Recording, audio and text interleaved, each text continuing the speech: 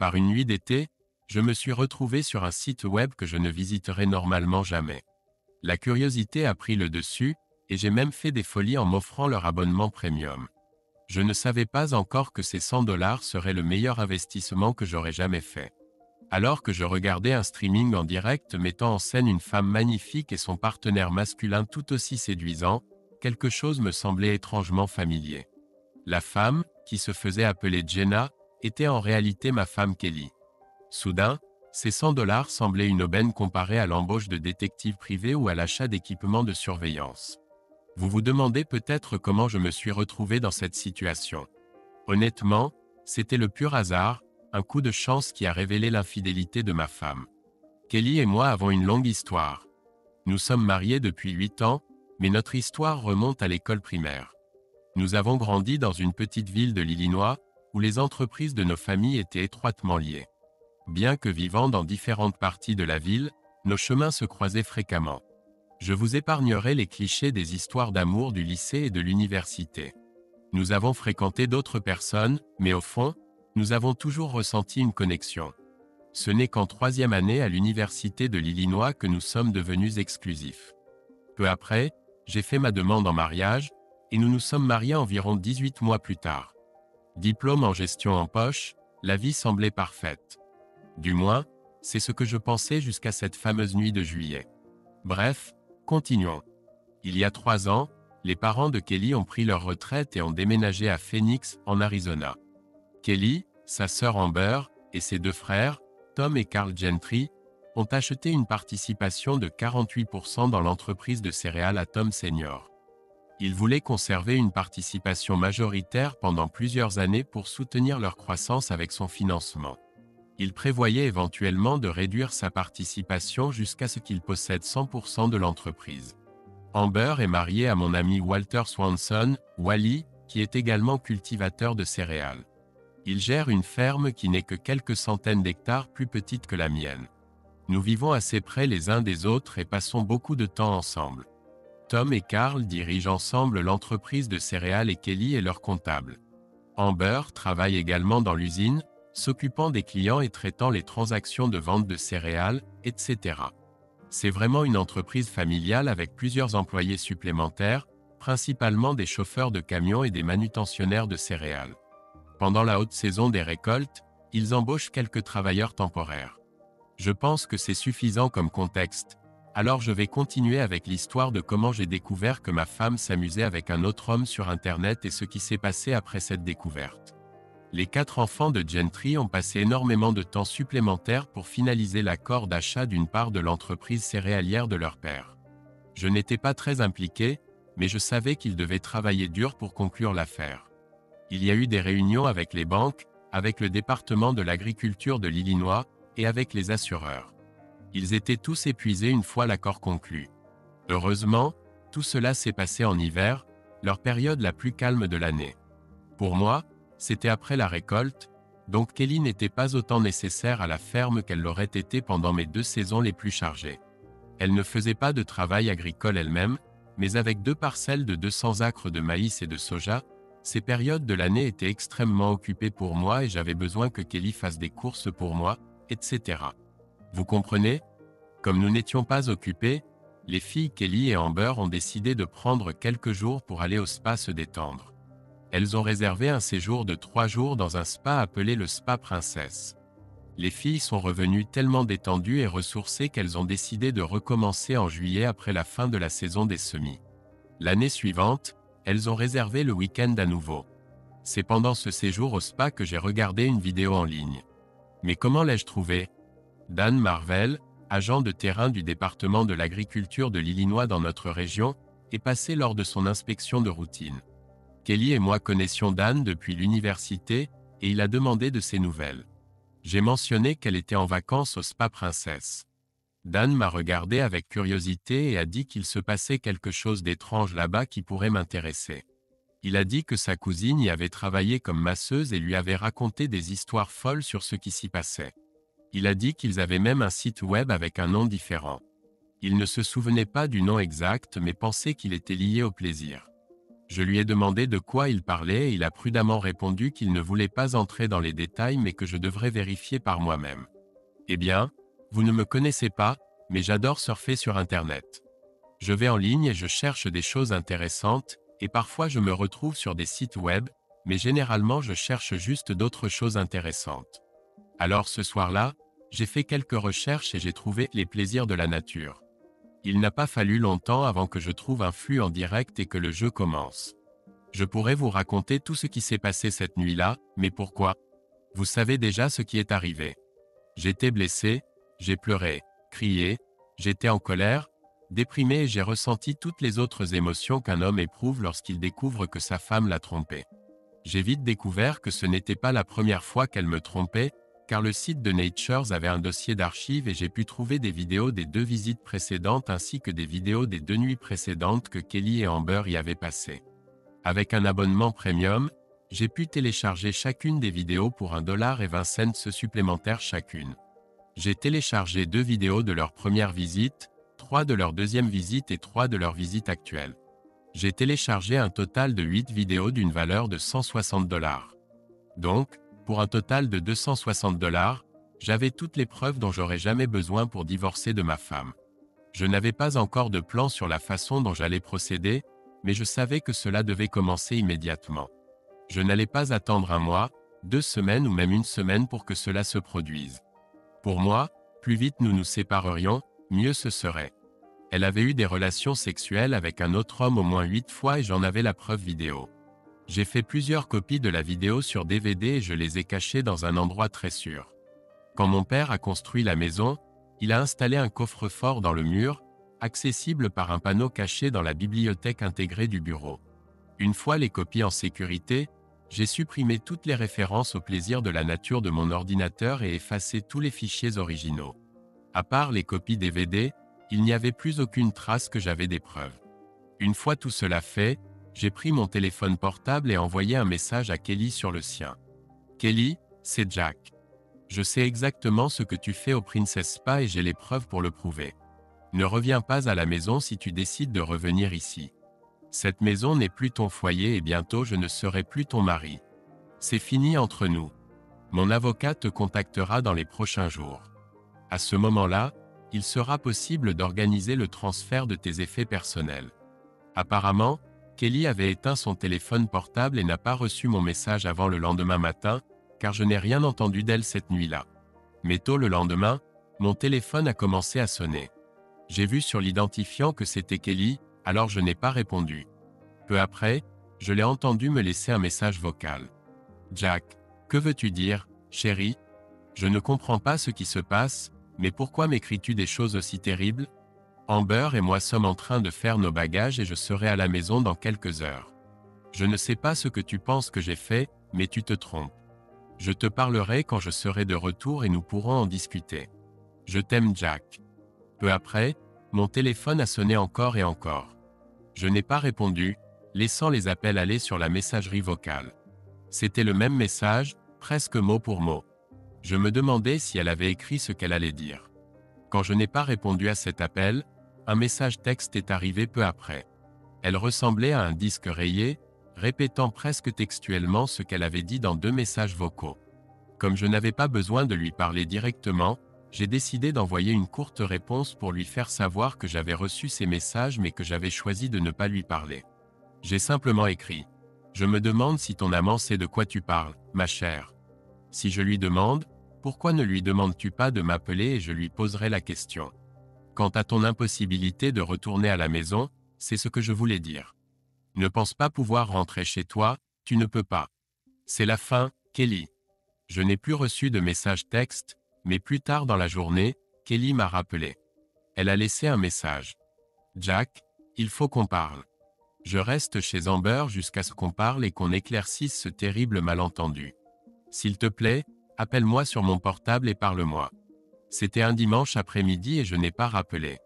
Le lendemain, je suis allé à ma banque et j'ai fait ouvrir un deuxième coffre-fort à mon nom uniquement.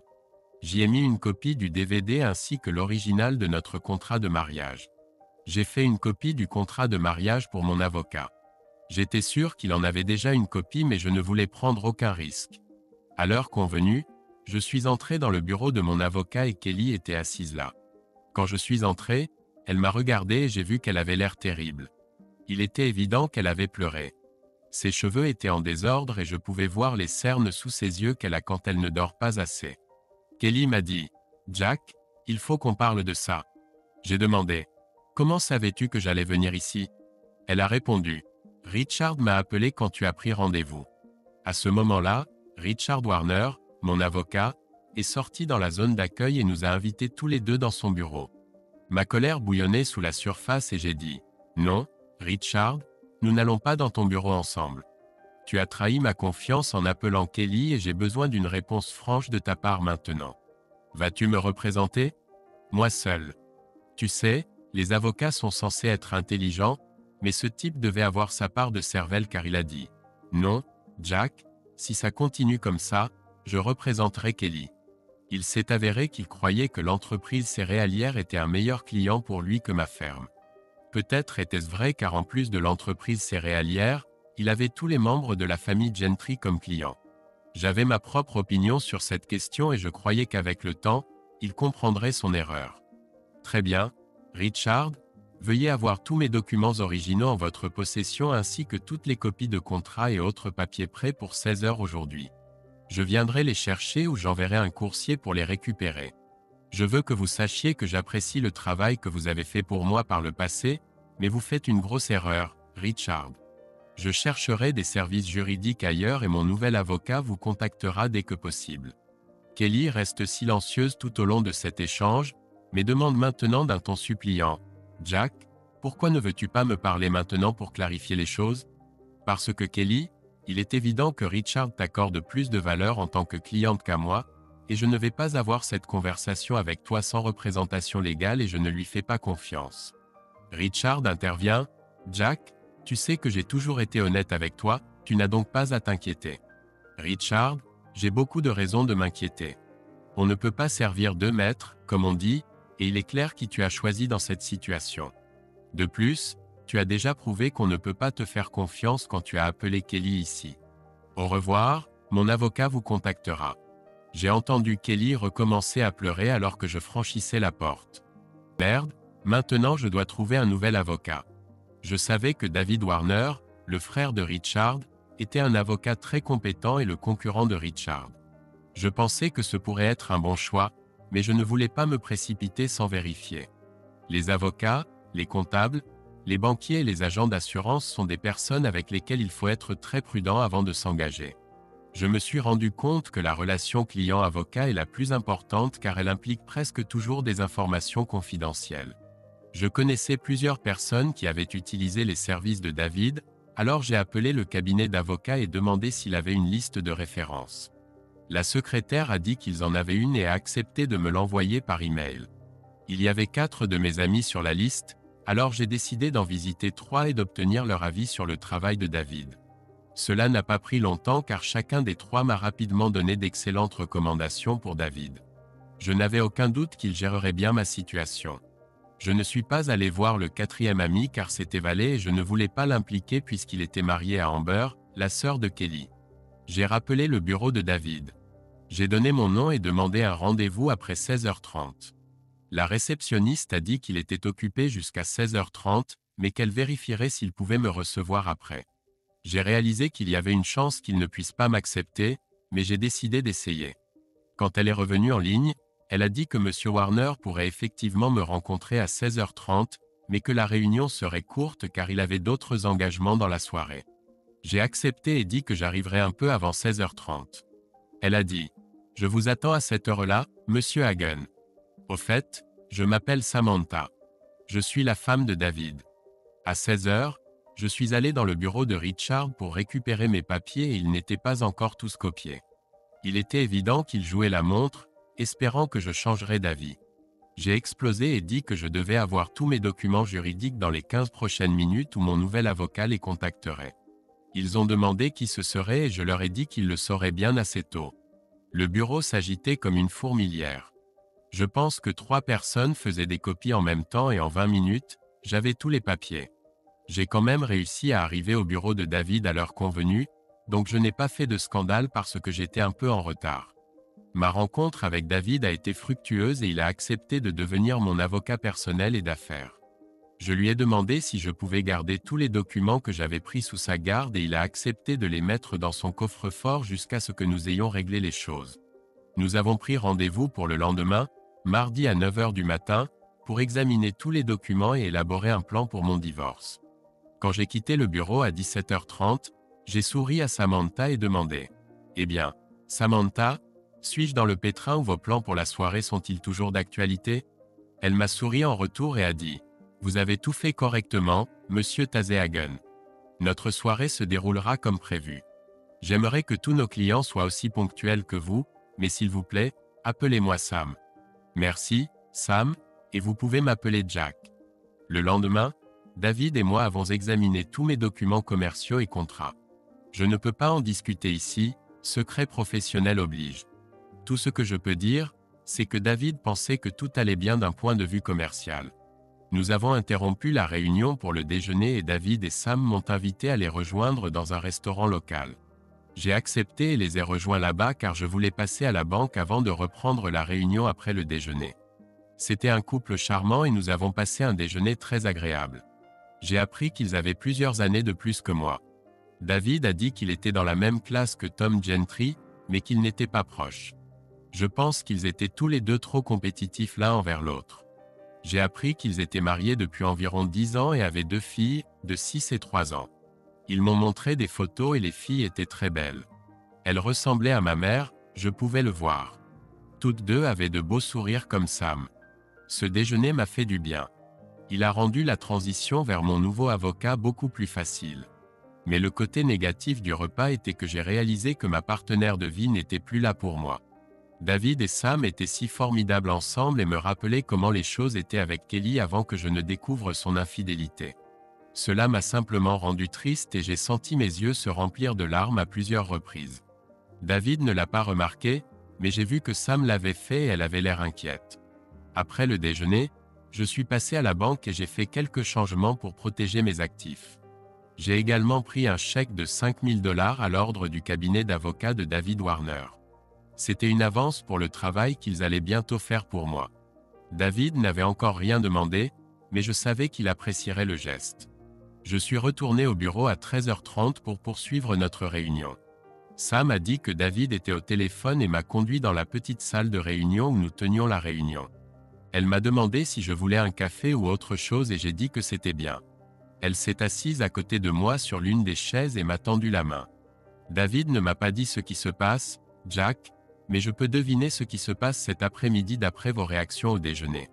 Je vois que vous portez une alliance, donc je suppose que cela a quelque chose à voir avec votre femme. Si vous me le permettez, je demanderai à David de me laisser rester ici avec vous cet après-midi pendant que nous découvrons ce que vous avez à nous dire. J'étais au bord de la crise, alors j'ai simplement acquiescé. Ma colère s'était temporairement apaisée et les émotions de douleur étaient maintenant plus fortes. Ce serait agréable d'avoir une femme avec sa sensibilité autour. J'ai réalisé que j'aurais peut-être besoin de sa présence compatissante. Pendant la réunion de l'après-midi, j'ai raconté toute l'histoire de comment j'ai découvert l'infidélité de Kelly. J'ai craqué plusieurs fois et Sam est intervenu pour sympathiser et me réconforter. Lorsque j'ai repris le contrôle de mes émotions, je leur ai communiqué mes intentions. Si rien ne se passe pour me faire changer d'avis, j'ai l'intention de demander le divorce et d'insister pour que les termes du contrat prénuptial soient respectés. David et moi avons examiné le contrat prénuptial en détail. Les conditions sont à peu près les suivantes. Je conserve 100% de tous les actifs agricoles, immobiliers et biens personnels. Kelly conserve 100% des actifs de l'entreprise céréalière. Kelly reçoit 50% de nos actifs financiers s'il n'y a pas eu de tromperie, s'il y a eu trahison. Kelly ne reçoit que 25 000 $ pour chaque année de mariage, et non 50%. Jack ne reçoit que 25 000 $ pour chaque année de mariage s'il a trompé, et non 50%. Les biens personnels dans la maison sont divisés 50-50e quelles que soient les circonstances. Jack, j'ai besoin de voir des preuves d'infidélité, a dit David. Non, David, j'ai des preuves, mais je ne te les montrerai pas maintenant ni à personne d'autre, à moins que nous ne soyons obligés d'aller devant le tribunal. Alors je les montrerai au juge. David a insisté, Jack, J'ai besoin de les voir pour m'assurer que nous avons un cas d'infidélité. J'ai besoin d'être sûr. David, tu dois me faire confiance. J'ai des preuves, mais j'aimais Kelly et je ne veux pas que quiconque voie ce que j'ai vu, à moins que ce ne soit absolument nécessaire. Sam a touché la main de David et a acquiescé. David a accepté à contre-cœur. Au cours des jours suivants, Kelly m'a appelé et laissé des messages plusieurs fois. Je n'ai jamais décroché le téléphone et j'ai supprimé les messages sans les écouter. David m'a appelé et m'a dit « Nous avons un rendez-vous jeudi, toi et moi, Kelly et Richard. » Jeudi à 10h30, David et moi sommes allés au bureau de Richard pour le rencontrer ainsi que Kelly. À notre arrivée, j'ai vu la voiture de Kelly sur le parking, alors nous sommes entrés dans le bureau. La réceptionniste de Richard nous a conduits dans une petite salle de réunion où nous n'avons attendu que quelques minutes avant que Richard et Kelly n'entrent. Kelly avait l'air beaucoup mieux que lorsque je l'avais vue dans le bureau de Richard la semaine dernière. Elle s'était manifestement apprêtée pour la réunion car elle était vraiment magnifique. J'ai fait de mon mieux pour cacher mes sentiments car je ne voulais pas qu'elle voie à quel point mon cœur souffrait pour elle. Elle m'a souri et a dit « Jack, j'espère que nous pourrons enfin parler et mettre fin à ce malentendu. Tu me manques et je veux rentrer à la maison. » Je ne lui ai pas répondu car je sentais que ma voix tremblerait si je disais quoi que ce soit à ce moment-là. J'avais besoin de reprendre le contrôle de mes émotions. Ce n'était pas facile, mais je devais le faire. David a pris la parole. Nous sommes ici pour discuter de la dissolution du mariage de Jack et Kelly. Je pense que nous devons commencer la discussion en donnant à chaque partie l'occasion d'exprimer ses pensées et opinions sur la façon dont ce jeune couple peut avancer dans leur vie. Richard a hoché la tête et est intervenu. Ma cliente pense qu'il s'agit d'un malentendu complet et accueille favorablement l'opportunité de clarifier la situation et de parler à son mari. J'avais du mal à contrôler mes émotions, mais Richard m'a rendu un grand service. Cela avait ravivé ma colère et maintenant elle était sur le point de bouillir. Je savais que je pouvais contrôler ma colère et cela rendait plus facile le contrôle de mes émotions, de ma douleur et de ma déception envers Kelly. Je peux gérer ça. J'ai dit, ça me convient, Richard. Votre cliente peut parler à son mari. J'ai regardé Kelly et j'ai dit, Kelly, voici quelques faits. Quand nous nous sommes mariés, nous avons signé un contrat prénuptial et nous l'avons modifié il y a 2 ans quand tu as acheté une part de l'entreprise de ton père. J'ai apporté des copies du contrat modifié pour que tout le monde puisse les voir. Kelly semblait un peu déconcertée. Elle a dit doucement, mais Jack, je ne veux pas divorcer. Je veux être ta femme. Pourquoi ne pouvons-nous pas simplement surmonter ce malentendu et rentrer à la maison pour être heureux à nouveau? J'ai pratiquement ignoré son commentaire et j'ai continué. Notre objectif était de protéger les intérêts individuels tout en profitant des avantages de notre mariage. Le contrat prénuptial a été initialement créé pour protéger les biens qui étaient dans ma famille depuis des générations. Puis quand tu as acheté une part de l'entreprise de ton père, il a également été modifié pour protéger les actifs à long terme de ta famille. En cas de divorce, notre contrat stipule clairement que je garde 100% des biens de ma famille et tu gardes 100% des biens de ta famille. Toutes les dettes associées à ces actifs appartiendront à l'entreprise et l'autre partie n'en sera pas responsable.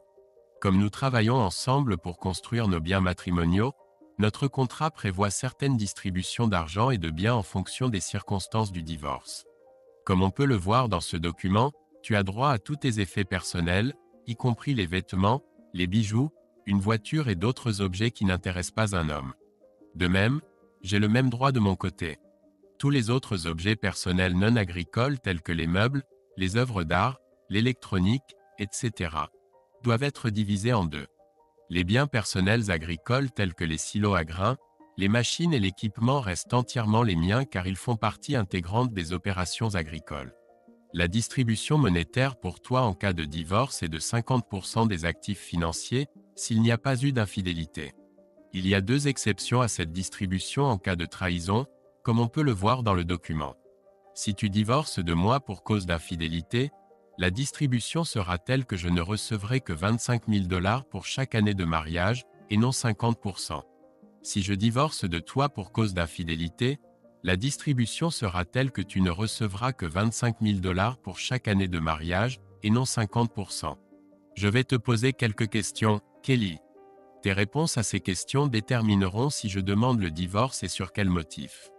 Évidemment, cela déterminera aussi l'issue de toute distribution monétaire.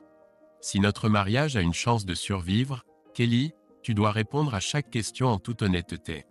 Si tu refuses de répondre ou si je te prends en flagrant délit de mensonge, c'est la fin. Tu comprends cela? Es-tu prête à faire cela pour avoir une chance de sauver notre mariage? Kelly était assise là, l'air complètement abasourdi quand je lui ai parlé de notre contrat prénuptial. Elle s'est vite ressaisie et a répondu « Oui, Jack, je répondrai à tes questions et je répondrai honnêtement. Je t'aime et je veux que notre mariage survive. Je ferai n'importe quoi pour que tu arrêtes ça et que tu me laisses rentrer à la maison. Kelly, j'aimerais que ces questions soient consignées par écrit. Est-ce acceptable pour toi ?» Cette fois, elle a un peu hésité et s'est tournée vers Richard, qui jusqu'à ce moment était resté pratiquement silencieux. Richard, en bon avocat, a dit « Kelly, je ne te recommanderais pas de faire ça, mais fais ce que tu penses être le mieux. » À ce moment-là, mon avocat, David, est intervenu.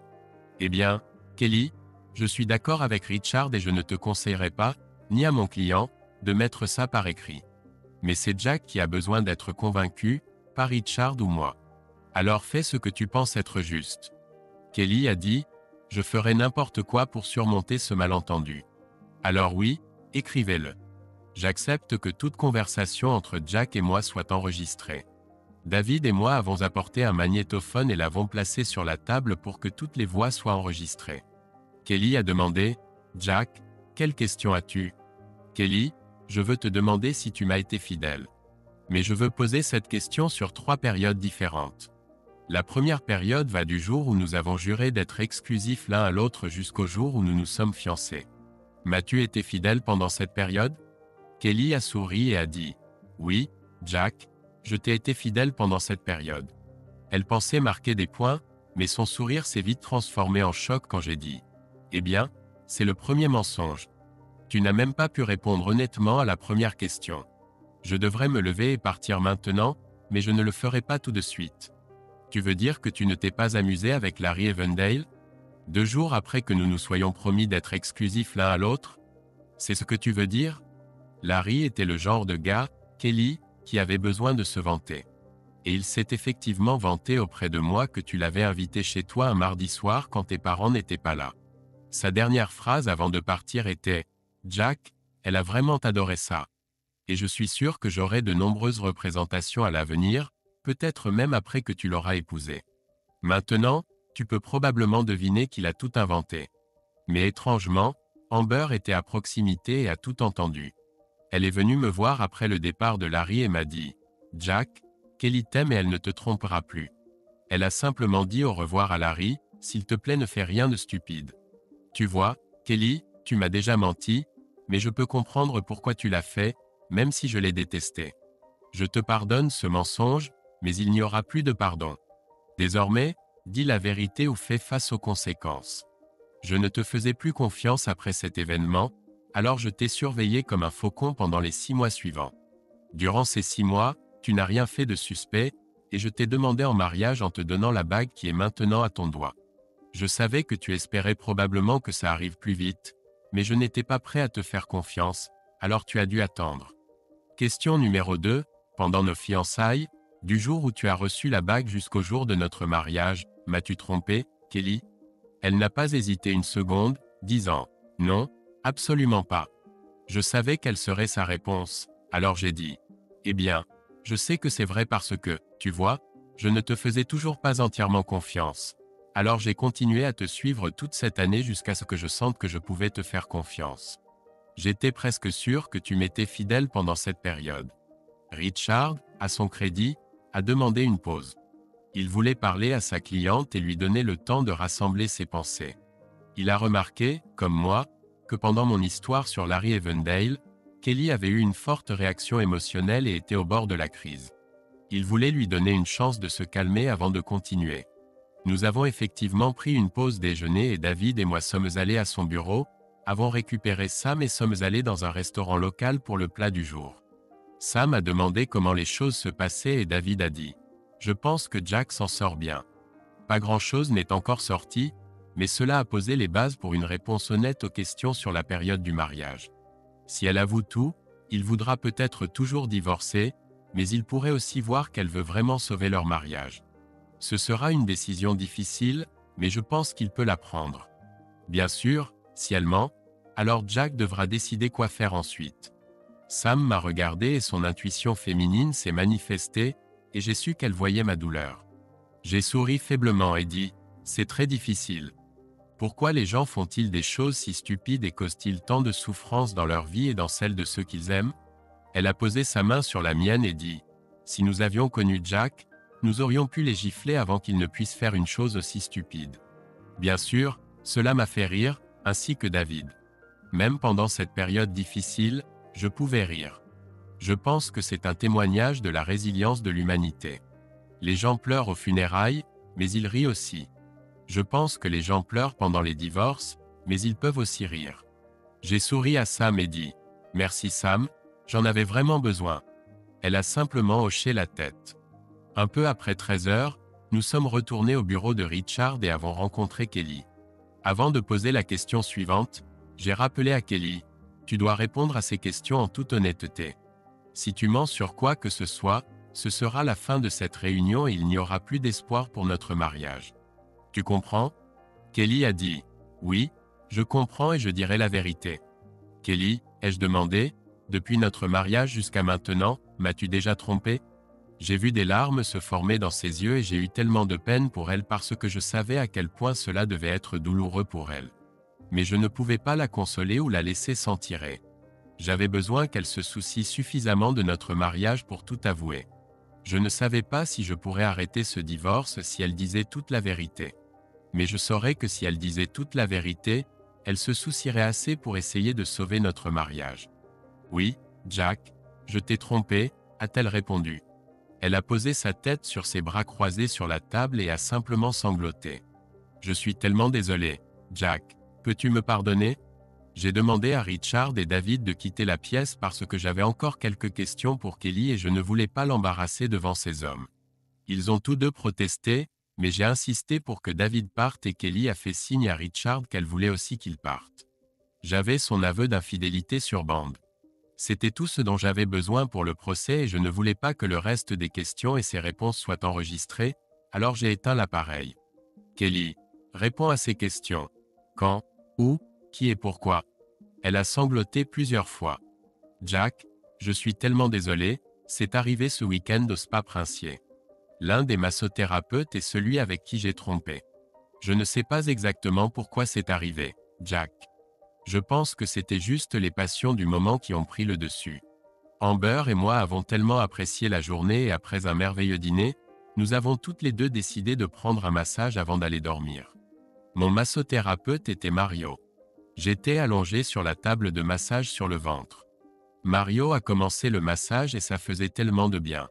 Ses mains étaient douces mais fortes. Il a massé les muscles de mes bras, de mes épaules et de mon dos. Il a massé mes jambes de bas en haut. Il a même massé l'intérieur de ma cuisse mais s'est arrêté sans aller plus loin. Si tu vois ce que je veux dire. Puis il a recommencé à masser mon dos et mes épaules car ils étaient encore tendus. Je l'ai senti détacher le haut de mon bikini et l'enlever. J'étais toujours allongé sur le ventre, donc je ne m'inquiétais pas jusqu'à ce que je sente ses doigts caresser les côtés de mes seins. Je dois avouer que ça faisait du bien et je n'ai rien fait pour l'arrêter. À ce moment-là, je n'avais aucune idée que j'allais avoir des problèmes.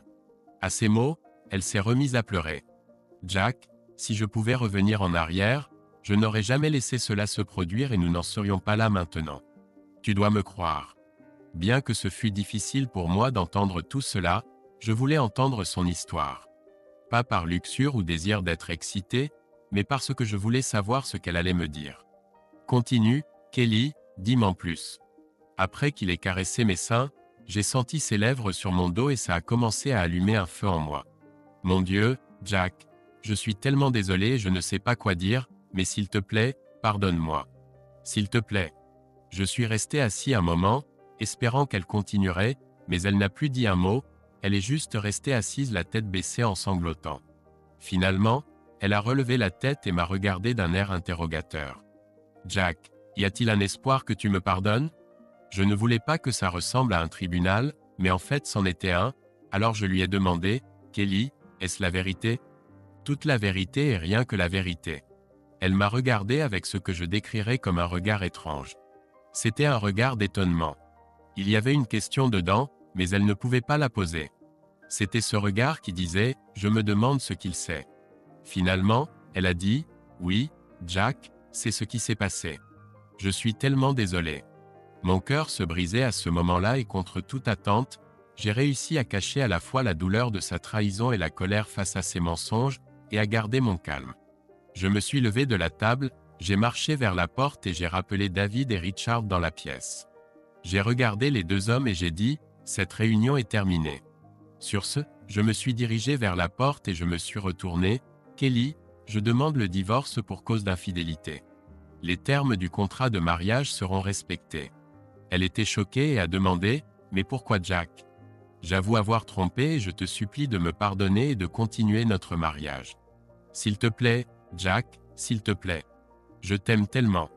Pardonne-moi, je t'en prie. Kelly, tu m'as menti. Tu ne te souciais pas assez de notre mariage pour dire les choses telles qu'elles sont. Si tu l'avais fait, je ne suis pas sûr que j'aurais pu rester avec toi, mais tu ne nous as même pas donné une chance. Tu avais le contrôle et tu as menti. Je sais que tu m'as trompé plus d'une fois et j'en ai la preuve. Je t'avais prévenu que tu devais dire la vérité et tu ne te souciais pas assez de moi ou de notre mariage pour le faire. C'est la fin. Je me suis retourné à nouveau. J'ai ouvert la porte et j'ai commencé à sortir. Elle a crié « Attends, Jack, je vais tout te dire, tout ce que tu veux savoir. Ne me quitte pas, je t'en prie. » Je me suis retourné encore une fois et je l'ai regardé avec toute la douleur et la colère que je pouvais rassembler et j'ai lâché. « Tu as été prévenu, tu as eu ta chance et tu pensais pouvoir t'en tirer avec un seul épisode, alors tu as menti. Tu as eu ta chance, Kelly. » Et je lui ai crié « C'est la fin. » David s'est précipité après moi et m'a finalement rattrapé alors que je montais dans ma voiture. Il a attrapé ma main et a demandé « Veux-tu vraiment demander le divorce pour cause d'infidélité ? » Oui, je le veux, elle a eu sa chance. D'une certaine manière, j'ai du mal la juger toutes ces années. Je voulais qu'elle se soucie assez pour tout avouer, mais elle n'a même pas pu être honnête avec moi maintenant. Soumets les documents. J'ai conduit jusqu'à notre maison, maintenant ma maison, et j'ai pris une bière dans le réfrigérateur. En fait, j'en ai pris deux et je suis allé dans mon bureau, je me suis assis à la table, et j'ai presque bu la première d'un seul coup. Puis j'ai bu la deuxième lentement, assis à réfléchir à ce qui s'était passé. J'avais plusieurs copies des vidéos téléchargées cachées dans des endroits sûrs, mais je ne pensais pas que je devrais les rendre publiques parce que j'avais sa confession. Ma tête s'est redressée brusquement quand j'ai réalisé que j'avais quitté le bureau sans note. J'ai rapidement appelé David et j'ai dit « C'est Jack. As-tu pris l'enregistrement de la confession de Kelly avant de courir après moi ?»« Merde, je l'ai entendu dire. Non, Jack, je ne l'ai pas pris. Je me suis précipité après toi pour te rattraper et j'ai complètement oublié l'enregistrement. Je suis vraiment désolé, Jack. J'ai été si prudent dans mes plans et puis, parce que j'étais blessé et en colère en même temps, j'ai tout gâché en sortant du bureau sans rendez-vous, merde. Eh bien, David, pourquoi n'appelles-tu pas Richard pour essayer de la récupérer ? Mais je prédis que leur réponse sera du genre. Nous pensions que vous aviez tout ce dont vous aviez besoin quand vous êtes parti. Alors nous avons tout effacé, désolé. Je serai choqué si tu l'obtiens vraiment. Mais ne t'inquiète pas même si tu ne l'obtiens pas, car j'ai assez de preuves pour demander le divorce pour cause d'infidélité. D'accord, mon pote, je suis désolé. Je sais que tu ne voulais pas utiliser la vidéo, et maintenant tu devras peut-être le faire si elle conteste les accusations d'infidélité. Ne t'inquiète pas, David, tout s'arrangera. Après avoir appelé David, je suis allé au réfrigérateur et j'ai pris une autre bière. Merde, comment ai-je pu être si stupide ? Je n'étais pas ivre, mais je ne me sentais pas bien en m'asseyant pour regarder les informations du soir avant d'aller me coucher. J'ai cru entendre une voiture entrer dans la cour, alors je me suis lentement levé de ma chaise et je suis allé à la porte de derrière. Je suis sorti sur le porche et j'ai vu une silhouette sombre, et à ce moment-là, la lumière s'est éteinte. Quelque chose m'a frappé à l'arrière de la tête, j'ai vu une lumière aveuglante, puis j'ai plongé dans l'obscurité totale. Bip, bip, bip, c'est ce que j'ai entendu. Je n'ai pas mis longtemps à réaliser que le son était juste à côté de moi.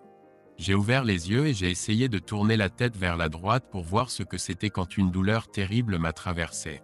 J'ai cru que ma poitrine allait exploser et la douleur a fusé directement vers ma tête, créant des éclairs de lumière bleue et argentée. Qu'est-ce que c'est que ce bordel, ai-je pensé. J'ai entendu un léger bruissement à proximité et j'ai senti quelque chose couler dans mon corps, puis j'ai de nouveau perdu connaissance. La fois suivante où j'ai entendu un bip sonore, j'ai ouvert les yeux et j'ai regardé autour de moi du mieux que je pouvais sans bouger. J'avais retenu la leçon la première fois.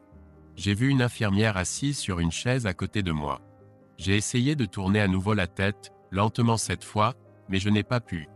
Bonjour Jack, je m'appelle Suzanne et je suis votre infirmière. S'il vous plaît, n'essayez pas de bouger, d'accord? Tout ira bien. Je vais tout vous expliquer, mais restez tranquille. Vous m'avez compris. J'avais l'impression d'avoir un tube dans la bouche, mais j'ai pu hocher légèrement la tête, alors j'ai acquiescé.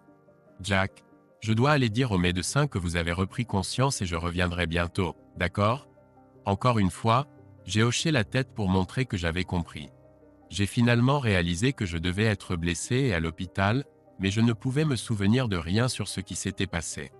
Je me suis dit que quelqu'un finirait par tout m'expliquer, alors je suis resté allongé les yeux fermés jusqu'à ce que je les entende s'approcher de nouveau. Monsieur Benin Hagan. Jack, je suis le docteur Ravajula Meustache. Vous avez plusieurs blessures graves suite à une agression lors d'un cambriolage chez vous. Maintenant que vous avez repris conscience, je suis sûr que vous allez vous rétablir, mais vous devez être attaché pour ne pas vous blesser avec des mouvements excessifs. Je suis sûr que vous avez ressenti beaucoup de douleur quand vous avez essayé de bouger hier, n'est-ce pas? Je n'avais aucune raison de sourire, mais je sais qu'un léger sourire est apparu sur mon visage tandis que j'acquiesçais à nouveau pour confirmer la douleur. Oui, nous aurions dû être plus proactifs pour arranger les choses afin que vous n'ayez pas à subir cette douleur. Désolé, je pense que nous pouvons retirer les attaches maintenant, infirmière Johnson, mais Jack, n'essayez pas de faire quoi que ce soit tout seul pour le moment, d'accord? J'ai hoché la tête et j'ai aussi montré du doigt le tube dans ma gorge. Oui, nous pouvons aussi retirer le respirateur, l'infirmière Johnson s'en occupera. Les attaches ont été enlevées et le tube retiré. Ma gorge me faisait terriblement mal et je ne pouvais pas parler. Ils m'ont donné une gorgée d'eau et après un court moment, j'ai pu parler. Mais ma voix était très rauque et douloureuse, alors j'ai juste chuchoté, « Quelqu'un peut-il me dire ce qui s'est passé ?» Docteur, a dit Julius, Jack, il est 7 heures du matin et vous venez de reprendre conscience et d'être débranché du respirateur. Votre gorge sera douloureuse pendant encore quelques heures et nous voulons juste que vous vous reposiez pour l'instant. L'infirmière Johnson restera avec vous et après que vous vous soyez reposé, nous devrons dire à la police que vous pouvez parler. Je vous laisserai un peu de temps pour récupérer avant que nous ne passions cet appel pour que vous puissiez vous remettre un peu, mais vous devrez leur parler et ils pourront vous dire tout ce qui s'est passé. Je peux vous dire que d'un point de vue médical, vous avez plusieurs blessures graves, notamment une commotion cérébrale, 3 côtes cassées et de multiples contusions. Une de vos côtes a également perforé votre poumon, ce qui l'a fait s'affaisser, mais les ambulanciers ont pu vous réanimer à temps.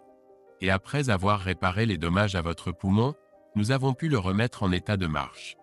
Vous avez vraiment eu de la chance, Jack. Si vous n'aviez pas été trouvé rapidement, vous seriez sans doute mort. Vous étiez inconscient pendant 5 jours, vous êtes revenu à vous pendant quelques minutes hier et vous vous êtes évanoui à nouveau jusqu'à aujourd'hui. Nous allons vous surveiller de près pendant encore quelques jours, puis vous pourrez probablement rentrer chez vous. Comme promis, on m'a donné l'occasion de me reposer le reste de la journée et l'infirmière Johnson était là tout le temps. Chaque fois que je bougeais brusquement, j'avais de fortes douleurs, alors je suis resté plutôt immobile. En soirée, j'ai pu m'asseoir et utiliser les toilettes avec beaucoup d'aide.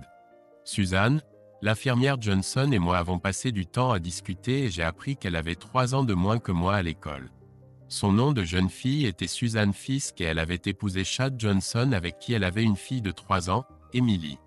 Apparemment, Chad était comme Kelly et avait trompé Suzanne, alors elle avait divorcé.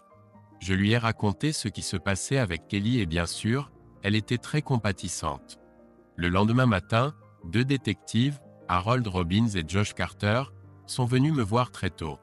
Je leur ai demandé de me dire ce qui m'était arrivé avant qu'ils ne commencent à poser des questions. Le détective Robbins a dit « Eh bien, apparemment, c'était un cambriolage qui a conduit à l'attaque contre vous. La porte de votre maison ne montrait aucun signe d'effraction, mais c'était parce que vous êtes sorti sur le porche et que la porte était déjà ouverte. » Il a poursuivi « Quand nous avons fouillé la maison, Nous avons constaté que plusieurs tableaux avaient été retirés des murs. Il y avait une boîte à objets de valeur vide dans l'un des tiroirs du bureau. Tous les classeurs du bureau avaient été fouillés. Les tiroirs et les armoires des chambres avaient été fouillés et une boîte à bijoux avait été retournée. La chambre principale était vide. Nous voyons des signes de cambriolage, mais nous n'avons aucune idée de ce qui a été volé. Le détective Carter est intervenu. Quand vous pourrez rentrer chez vous, vous devrez tout inspecter et déterminer, du mieux que vous pourrez, ce qui a été volé. Le médecin nous a dit qu'il faudrait peut-être 3 ou 4 jours avant que vous puissiez rentrer chez vous. À ce moment-là, nous ferons l'inventaire avec vous et mettrons à jour les rapports. Robbins a repris la parole et a dit qu'il était temps de poser quelques questions. Que vous souvenez-vous de l'attaque et de ce qui s'est passé après? Eh bien, ai-je dit, pas grand-chose, j'en ai peur.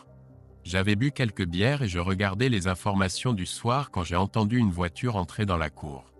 Je me suis levé pour voir ce qui se passait, je suis sorti sur le porche et j'ai vu quelqu'un se cacher dans l'ombre ou l'obscurité, puis les lumières se sont éteintes. Je ne me souviens de rien d'autre jusqu'à hier. J'ai peur de ne pas être d'une grande aide pour l'enquête. Eh bien, a dit Robbins, je pense que nous devons quand même vous poser quelques questions pour nous aider à comprendre. Où était votre femme quand cela s'est produit? Ma femme et moi sommes séparés. Nous sommes en plein divorce, donc je ne sais pas vraiment où elle était à ce moment-là, ai-je répondu. Dites-moi, monsieur Hagen, puis-je vous appeler Jack? Oui, bien sûr. Comment se passe votre divorce? Est-il à l'amiable ou y a-t-il des tensions entre vous? Je dois dire qu'il n'est pas très amical. Elle conteste les motifs sur lesquels je compte demander le divorce. Et sur quel motif demandez-vous le divorce, Jack? Je demande le divorce pour motif de trahison. Nous avons un contrat prénuptial et sa part est considérablement réduite dans ces conditions de divorce. C'est ce qu'elle conteste. Eh bien, si je peux me permettre, cela lui donne beaucoup de raisons de vous nuire. Détective, ai-je ajouté, je ne crois tout simplement pas qu'elle me ferait du mal. Je n'arrive pas à y croire. C'est normal, intervint-il. Nous examinerons cette affaire très attentivement pour une enquête approfondie. Alors, y a-t-il d'autres personnes qui pourraient avoir des raisons de vous faire ça? Y a-t-il des relations d'affaires qui auraient pu mal tourner? Avez-vous déjà eu des conflits avec des voisins ou des amis, de la famille ou d'autres personnes? Non, je ne me souviens de rien de tel. D'accord, Jack. Je sais que nous devrons faire un inventaire complet de ce qui a été volé quand vous le pourrez. Mais il y a 2 choses que je veux demander maintenant. Aviez-vous de l'argent liquide dans la maison, peut-être dans un coffre-fort? Et combien pourrait-il y en avoir? Aussi, aviez-vous d'autres objets dans la maison, y compris des bijoux et des œuvres d'art, qui avaient une valeur significative? Je parle de milliers de dollars et plus. Oui, il y avait de l'argent liquide dans le coffre-fort. Je dirais qu'il y avait environ 8 000 $. Je garde habituellement environ 10 000 $ en espèces. Mais je sais que je n'ai pas beaucoup dépensé récemment, donc il reste probablement environ 8 000 $. Il y avait quelques beaux bijoux, mais peut-être seulement quelques-uns dépassant les 1 000 $. Rien d'autre de significatif en termes de coûts auxquels je puisse penser pour le moment. Je ne leur ai pas parlé du coffre-fort caché derrière la bibliothèque, d'abord parce que le détective ne l'avait pas mentionné. Et deuxièmement, j'étais presque sûr que personne ne l'avait trouvé et je voulais garder le secret si possible. Eh bien, Jack, je pense que c'est tout pour aujourd'hui. Si vous vous souvenez de quoi que ce soit, n'hésitez pas à m'appeler. Et quand vous serez prêt à rentrer chez vous, faites-le moi savoir pour que nous puissions faire l'inventaire. Si nous avons d'autres questions, nous viendrons ici ou chez vous si vous y êtes. Au cours des 4 jours suivants, mon état s'est amélioré. J'ai beaucoup dormi, mais parfois je m'asseyais et parlais avec Suzanne. J'ai eu plusieurs visiteurs, dont Valet, Amber, David et Sam. Kelly n'est pas venu me voir, et à part Amber, aucun membre de sa famille ne m'a rendu visite. Je pense que c'est compréhensible dans ces circonstances, mais en réalité, j'aurais été heureux d'avoir une visite. Richard, l'avocat de Kelly, est venu me voir. Nous étions amis depuis des années avant tout ce divorce, et j'étais content de le voir. Tout le monde a exprimé ses regrets pour ma blessure et m'a souhaité un bon rétablissement. Amber et Sam m'ont tous deux embrassé sur la joue avant de partir, les larmes aux yeux. Pendant ces 4 jours, j'ai vécu plusieurs moments difficiles. Bien que je dormais, il m'arrivait d'avoir de mauvais rêves. Je me réveillais parfois en panique, le cœur battant et les larmes aux yeux. À plusieurs reprises, en me réveillant, je ne réalisais pas immédiatement où j'étais, mais Suzanne semblait toujours être là pour me calmer avec des mots doux et des gestes tendres. Je sais qu'au moins une fois, je me suis réveillé en criant, mais je ne me souviens ni des mauvais rêves eux-mêmes, ni de la raison de mes cris. J'ai appris plus tard qu'elle était restée à l'hôpital avec moi-même quand elle n'était pas de service, ne rentrant chez elle que pour se doucher et se changer. Elle a dit que c'était à cause d'événements dans mon mariage qui lui tenaient à cœur, et qu'elle voulait être là pour moi. J'ai vraiment apprécié cela. Le docteur Bose, Julius, est venu m'annoncer que je sortais de l'hôpital. J'en étais heureux et j'ai immédiatement commencé à me préparer à partir. Suzanne m'a aidé à me préparer et m'a même conduit dans mon fauteuil roulant jusqu'au hall où Valet et Amber m'attendaient pour me ramener chez moi. Elle m'a souhaité bonne chance et m'a serré fort dans ses bras. Je savais qu'elle tenait vraiment à moi et je lui en étais reconnaissant. Mais ma vie était un désastre, y compris mon mariage et ma santé, alors je n'ai pas essayé de développer une quelconque relation avec elle. Je lui ai dit que j'aimerais l'appeler un jour, et c'était tout. En rentrant chez moi, j'ai vu le désordre qui régnait encore.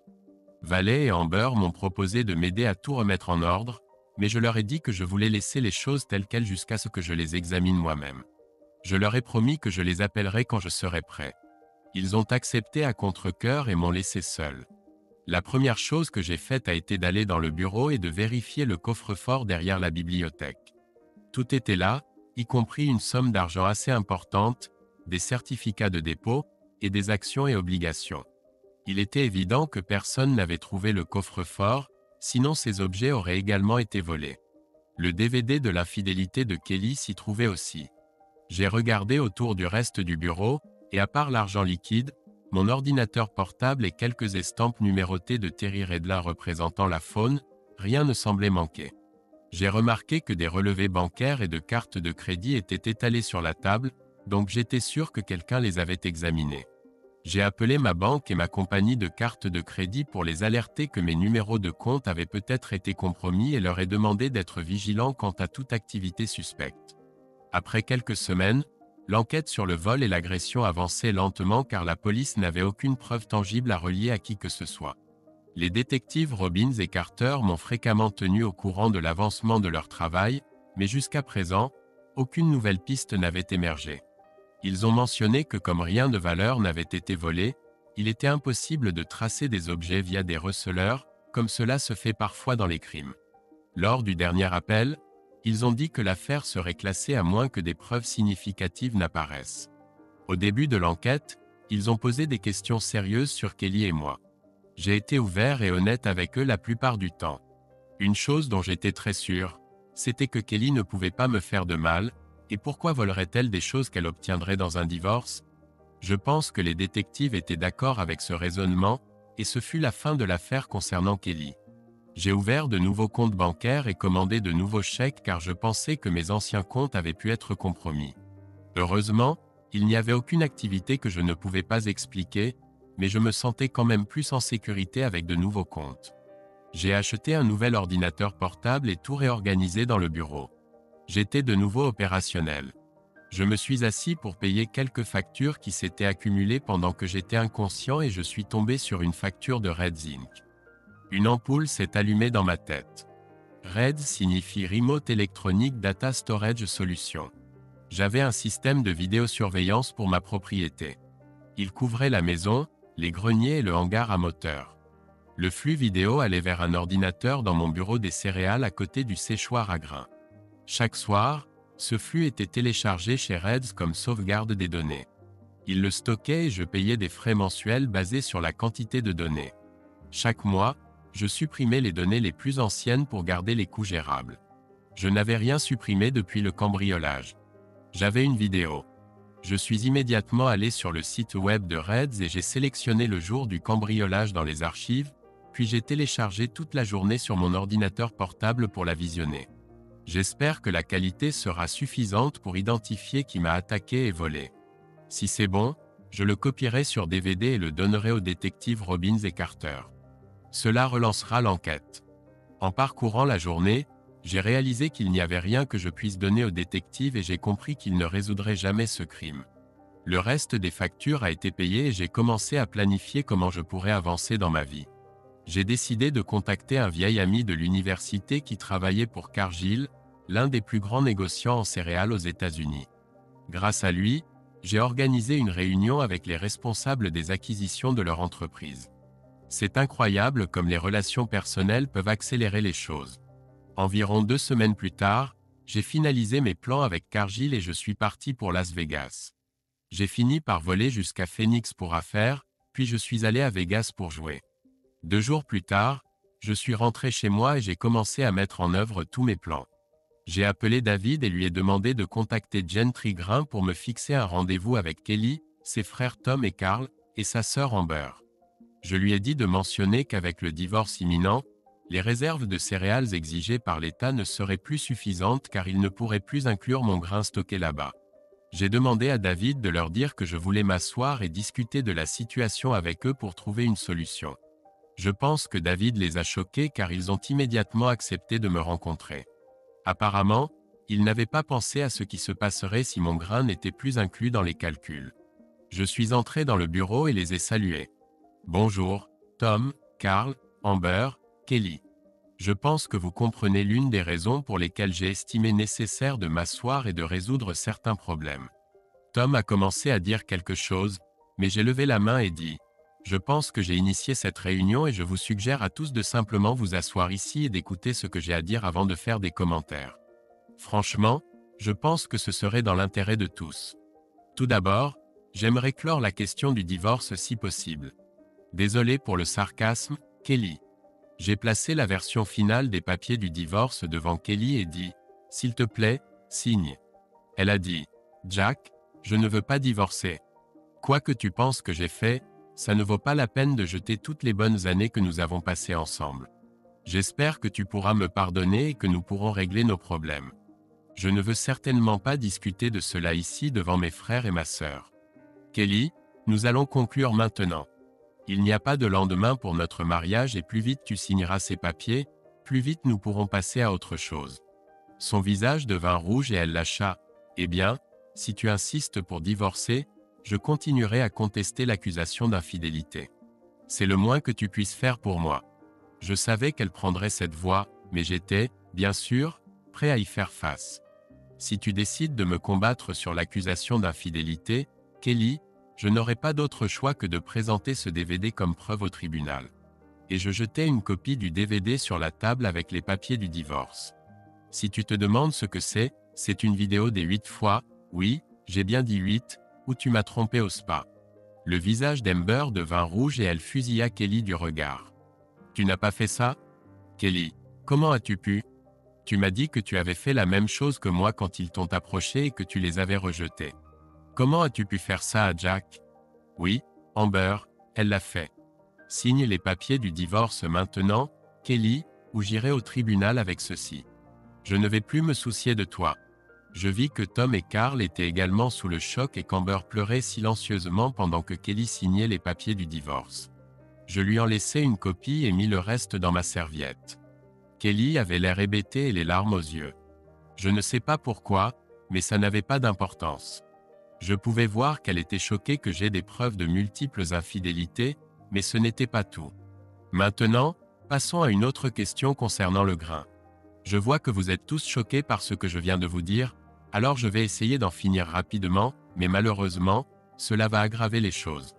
La mauvaise nouvelle est qu'avec cette arnaque, vous n'aurez plus mon grain dans votre inventaire, et vous serez en violation des termes de votre licence de stockage de grains et de vos accords de crédit. La bonne nouvelle est que j'ai approché votre père et lui ai présenté mon entreprise, et il a accepté de me vendre sa participation de 52% dans l'affaire. Il n'y avait pas de clause de droit de préemption dans votre accord avec lui, donc apparemment Richard n'a pas fait le meilleur travail pour vous lors de l'achat. Je ne lui ai pas montré les preuves de ton infidélité, Kelly, mais il a cru que je les avais, donc c'était une décision évidente pour lui. Il savait que l'entreprise serait en difficulté sans mon apport, alors il m'a vendu ses actions, et je suis maintenant l'actionnaire majoritaire de Gentry Grain, Inc. Vous avez chacun 12%, et collectivement vous êtes minoritaire avec 48%. La mauvaise nouvelle est que j'ai accepté de vendre ma participation majoritaire à Cargill. Ils sont toujours à la recherche d'entreprises céréalières prometteuses, et Gentry Grain correspond parfaitement à leurs critères au bon prix. La bonne nouvelle est que vous avez la possibilité de leur vendre vos actions au même prix que celui que j'ai négocié avec eux. Je vous recommande de le faire, j'ai négocié un très bon prix. La mauvaise nouvelle est que votre entreprise appartient maintenant à d'autres, et ils évalueront le personnel pour déterminer qui apporte de la valeur à l'entreprise. La bonne nouvelle est que selon les termes de mes négociations, vous avez chacun une garantie d'emploi d'1 an. Pendant cette période, je vous encourage vivement à travailler aussi dur que possible pour leur prouver que vous êtes un employé précieux. Pour votre information, j'ai également vendu ma ferme à Cargill, et Valet a aussi vendu la sienne. Valet a signé un contrat à long terme avec Cargill pour gérer les 2 fermes, et nous savons tous quel excellent travail il fait et continuera de faire pour eux. Le choc sur leur visage s'intensifia et des signes de rage apparurent. Tom, étant l'aîné et le leader officieux du clan Gentry, prit la parole en premier. « Qu'est-ce que tu as fait, Jack ? Tu as ruiné cette entreprise familiale parce que ma sœur t'a trompé. Quel genre de personne es-tu ? Comment as-tu convaincu mon père de te vendre ses actions ? Quel mensonge lui as-tu raconté ? Je vais te dire, Tom, ai-je dit. Tout d'abord, ton père m'a vendu ses actions pour éviter que vous ne finissiez en prison, toi, Carl et Kelly. Tu me demandes quel genre de personne je suis, mais il vaudrait mieux te demander quel genre de personne tu es, quel genre de personne Carl est, et quel genre de femme Kelly est. J'ai jeté le 2e DVD sur la table. Je pense que cette vidéo vous donnera toutes les réponses sur les raisons de tout ceci. Elle montre clairement votre camionnette dans ma cour la nuit où j'ai été battu. Elle montre clairement comment toi et Carl m'avez attaqué. Elle montre clairement que vous quittez ma maison avec mes affaires. Estimez-vous chanceux que j'ai choisi cette voie de vengeance plutôt que de remettre cela aux détectives Robbins et Carter. Kelly prit enfin la parole. Jack, comment as-tu pu me faire ça ? Kelly, tu es un cas particulier. Avec toi, j'ai l'impression d'avoir gâché toute ma vie. Ton père a toujours traité mon père assez bien, mais toujours un peu comme un fermier de seconde classe, stupide. Tom et Carl m'ont traité de la même manière, pensant toujours que tu étais trop bien pour moi. Tu étais ma meilleure amie, mais tu te considérais aussi meilleure que moi à bien des égards. Je l'ai toujours ressenti ainsi. Tu as été une amante trompeuse. Tu m'avais promis l'exclusivité et tu as immédiatement couché avec Larry Evendale. Tu étais une épouse infidèle, me manquant de respect ainsi qu'à notre mariage en t'amusant avec ces hommes. Quand tu regarderas cette vidéo, souviens-toi que j'ai vu chaque seconde et entendu chaque mot. Et le pire, Kelly, c'est que tu es une terrible meilleure amie. Tu sais, j'ai failli mourir à cause de l'attaque. Une de mes côtes cassées a perforé mon poumon et il s'est affaissé. Si les ambulanciers n'étaient pas arrivés à temps, je serais mort. C'est intéressant que Tom et Carl aient cassé les côtes, mais c'est le coup de pied de ta botte qui a enfoncé la côte brisée dans mon poumon. Toi, Kelly, tu as failli tuer l'homme que tu prétends tant aimer. J'appellerais ça être une assez mauvaise amie, pas toi ? Kelly s'est évanouie. Amber et Carl se sont précipités pour la rattraper avant qu'elle ne tombe de sa chaise. Amber est ensuite allée chercher un gant de toilette froid pour l'aider à reprendre conscience. Quand elle a repris connaissance, j'ai porté le coup final. Donc maintenant tu sais, ton père m'a vendu ses parts pour vous éviter la prison à tous les 3. Il n'est pas très fier de ses enfants, tu sais, sauf de toi, Amber, et je suis sûr que tu en entendras parler à l'avenir. Comme je l'ai dit, je crois avoir passé la majeure partie de ma vie sur toi, Kelly, mais je ne vais plus gaspiller mon avenir là-dessus. Bonne vie. Sur ces mots, je suis sorti avec tous les contrats en main. J'étais libre d'aller de l'avant, et c'est ce que je vais faire.